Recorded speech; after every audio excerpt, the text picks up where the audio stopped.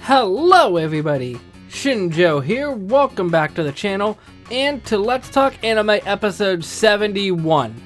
In all honesty, this was a series that I'm surprised is still going even now, although it's not as consistent as what it first was. Honestly, it's more a fact of I'm watching less anime in my free time and I have less to talk about, and I'm getting less requests. But simply the fact that it is still going, even over a year later, is honestly impressive.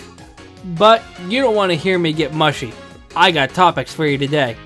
The first topic is Pokemon Path to the Peak. And to be quite honest, I kind of forgot about this for a time.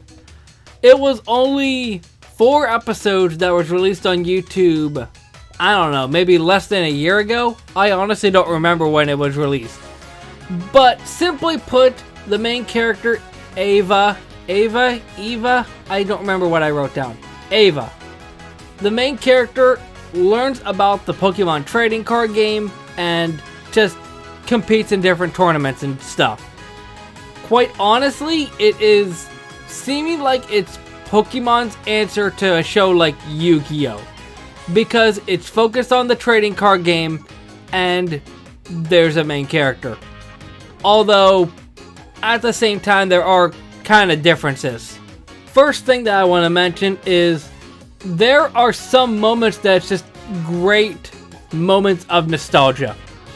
Although probably not a lot of moments. The first one I can think of is when they're driving in the car and they sing the second opening to the actual English dub, which is honestly impressive. Since first of all, when you consider Pokemon openings, it's always the original one. It's never Pokemon World. And it's also impressive that I believe in the original Japanese, they just do a translation of the dub opening, which is honestly insane, instead of using their equivalent opening rivals.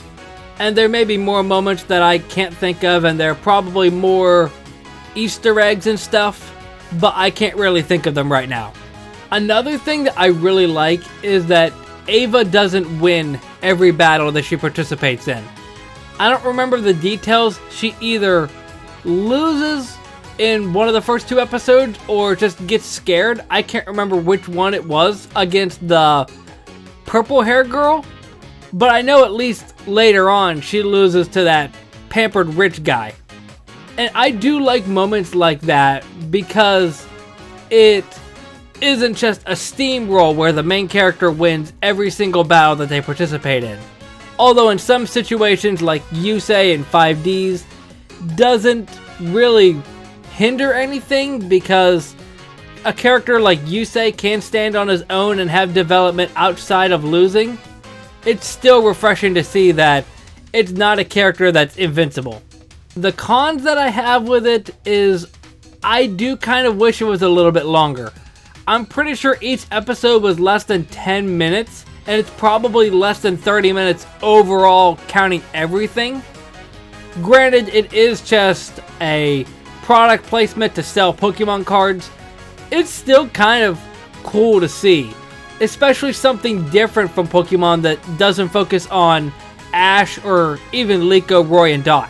Although a lot of the scenes that I can remember are just montages that I would have liked to see more in depth. Like the one where Ava is climbing up the tournament ranks. It just shows her briefly battle with these people and shake hands with them afterwards. It's just a bit upsetting that it doesn't really go in depth on every single battle. Like another comparison, Yu-Gi-Oh! The original series with Battle City. It shows every single duel. Although, even though I've been comparing it to Yu-Gi-Oh!, I would still say that Yu-Gi-Oh! Stands above this because, first of all, Yu-Gi-Oh's got a huge reputation with the card game, but also, it doesn't really feel like the card game matters as much. It almost seems like the card game takes a back seat to everything else going on. which is weird considering that it's supposed to be about the card game. It doesn't really feel like they explain how things work and how evolutions work and all these technical terms. Although to counteract that, in Yu-Gi-Oh! Go Rush, they overly explain everything, but that's only early on. So it's a bit of a walk on the tightrope, if you will, where they don't really explain things, but compared to something like Go Rush, they don't overly explain it either. At the same time, as a show, I enjoyed it, but as a card game show, it didn't really teach me anything about the card game.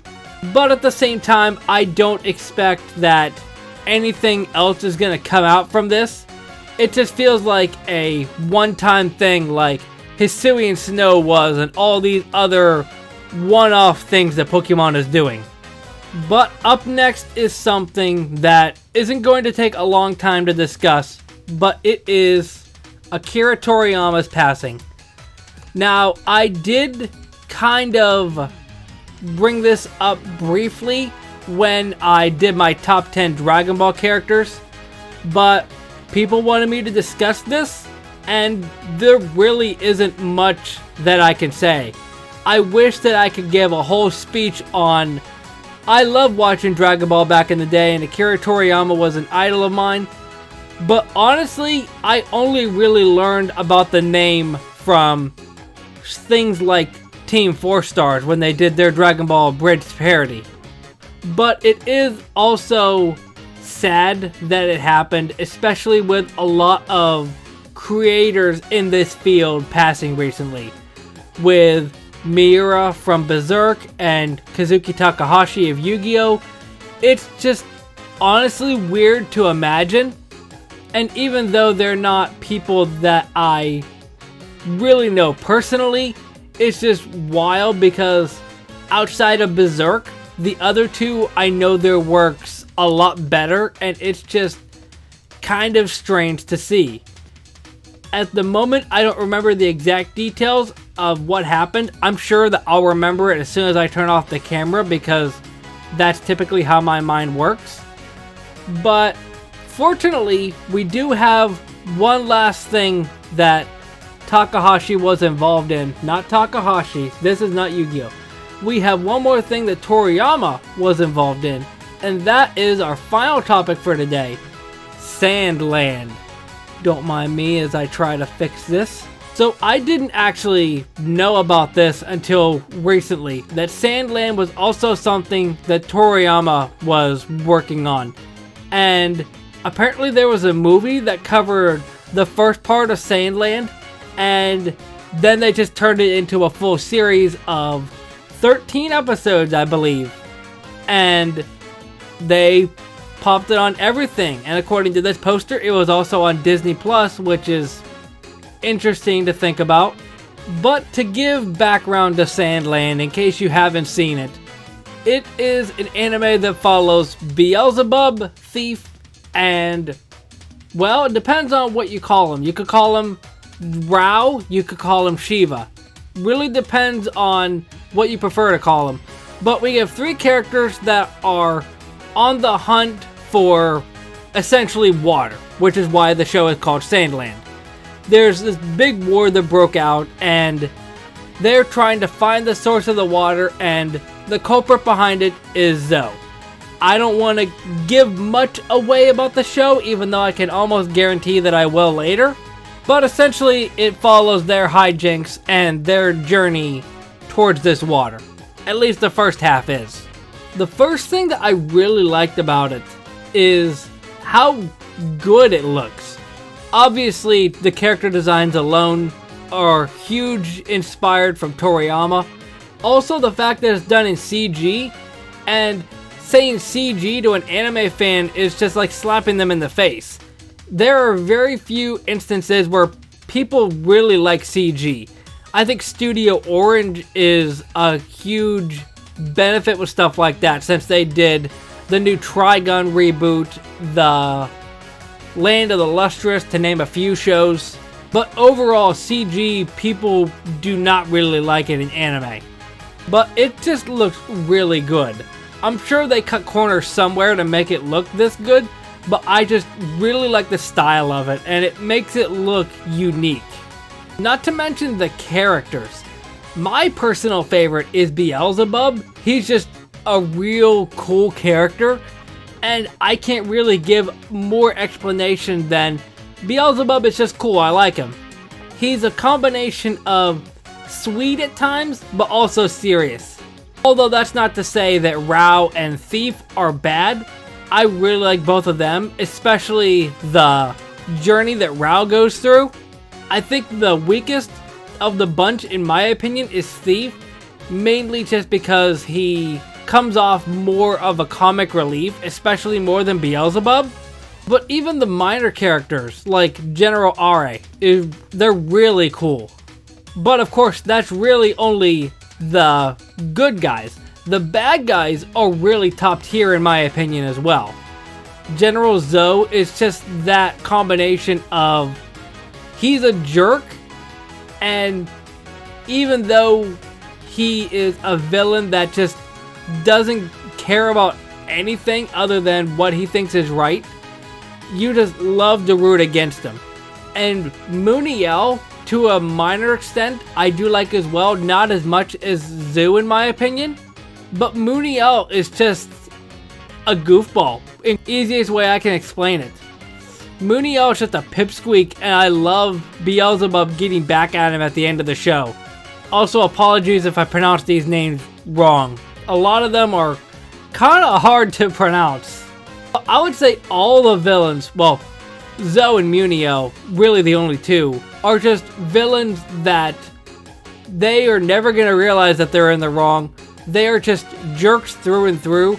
They don't have, I mean, they do have backstories, but they don't have a big turnaround where they become friends with the main characters and you just want to root against them. And I think that's the sign of a good villain. Like, Merrick and Bakura are really not good to compare, but they're just, I guess, in a way of being evil just for the sake of being evil, although Merrick and Bakura do have their own reasons. But just a villain that is unapologetically evil for no reason whatsoever, more or less. In my opinion, that is better than a villain that makes you feel nothing. I will say overall, I'm gonna split it up into what they actually define the show as, considering the first part is Sandland and the second part is Gardenland, I think they call it.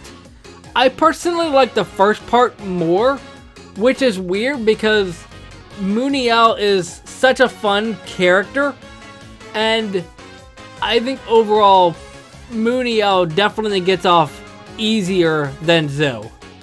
Although both of them don't really get their just desserts in the end, considering Muniel just goes back to his job and Zoe, he blasts off, basically. Both kind of anticlimactic endings, but that's fine, I guess. But I think at the end of it all, I still prefer the first part of the show to the second. I watched Totally Not Mark's video discussing Sandland recently, and I agree when they said that the second part of the show, in my opinion, isn't that good because the first part just makes everything feel connected together and just a small little world. And then the second part just kind of incorporates all these different parts and just kind of doesn't make it feel small scope anymore. Although I think there are more moments that I prefer from the second half. But overall, I do think the first half is better in my opinion. Besides how Zoe just kind of blasts off and that's it. But Beelzebub and Muniel's fight at the end of the show is really good too. And I haven't even mentioned Anna. She's a really cool character as well. There are so many characters that I can't even mention. Heck, the swimmers. Even though I roll my eyes whenever I see them, at least they do stuff. The other thing that I don't really like is Muniel was part of the second half as well. But there was also Commander Bread? General Bread? I don't remember what his title was. It just feels kind of out of nowhere that Bread was redeemed. It's almost feeling like it was, well, I was being manipulated by Muniel or whatever. I realized the error of my ways. Everything's okay now. It just feels like Bread got redeemed out of nowhere. Now, I didn't want him to go to jail or anything like that, but it just feels like he got off too easily. Although you can make the same case with R.A. because it's a similar situation to him. I don't know. For all the more antagonistic that Bread was, I'm surprised he got off so easily. But at the end of it all, I do still enjoy Sandland. I do expect that it will crack my top 10 anime of the year by the end of the year. Mainly because I'm not watching a lot of stuff, but also because it's that good. And as a final swan song to Toriyama, I think it works really well. And I only watched the sub. I have no idea what the dub even sounds like. But those are my 3 topics taken care of for this episode. If you enjoy, hit that like button down below. If you have anything to mention about anything that I brought up today, leave that down in the comment section. I think I mentioned that if you enjoyed this, hit that like button, but in case I didn't, you know what to do. I'll see you next time. Momentai.